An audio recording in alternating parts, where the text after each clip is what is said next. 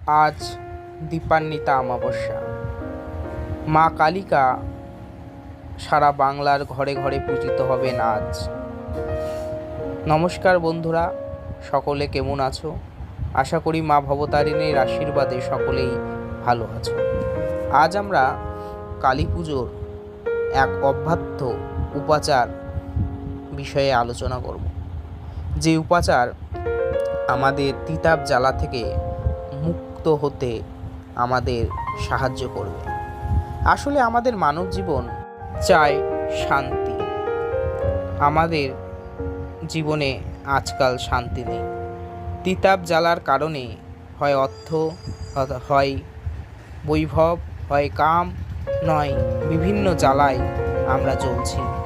তিতাব জ্বালা, সাংসারিক অশান্তি, ভোগ, ক্লেশ, এর থেকে মুক্তি লাভের জন্য আজ মায়ের কাছে কি উপাচার করলে আমরা সেই জ্বালা যন্ত্রণা থেকে মুক্ত হতে পারবো, তাই আজ এই ভিডিওর মাধ্যমে তুলে ধরব।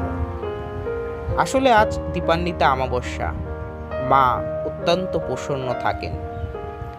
তার ভক্তদের সমস্ত মনোবাসনা, মনোকামনা পূর্ণ করবার জন্য তিনি আজ কল্পতরু। তাই কি উপাচার করলে আমাদের যে কোনো মনস্কামনা যা সৎ তা পূরণ হবে, তাই আজ তুলে ধরব। আজ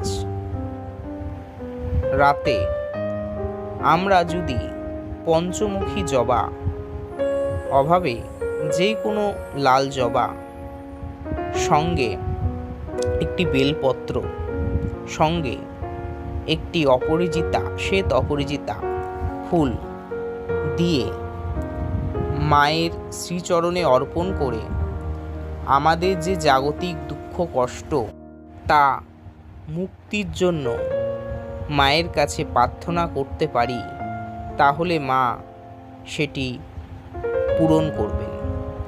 আবার অনেকে আছেন যারা দারিদ্রতায় ভুগছেন। জ্যোতিষশাস্ত্র মতে সেই দারিদ্রতা প্রদান করেন গ্রহরাজ শনি।